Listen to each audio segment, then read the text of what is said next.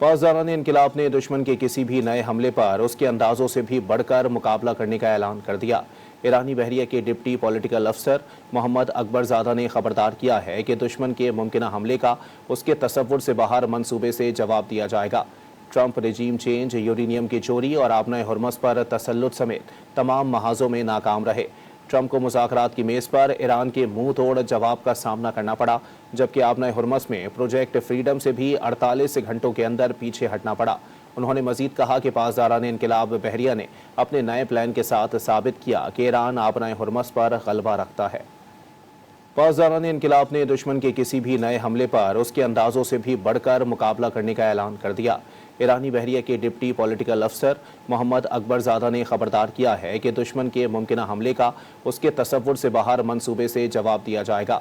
Trump regime change, uranium की चोरी और आबनाए हुर्मस पर तसल्लुत समेत तमाम महाजों में नाकाम रहे।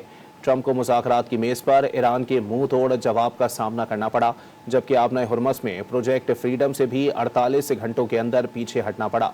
उन्होंने मजीद कहा कि पासदारान इनकिलाब बहरिया ने अपने नए प्लान के साथ साबित किया कि ईरान आबनाए हुर्मस पर गलबा रखता है।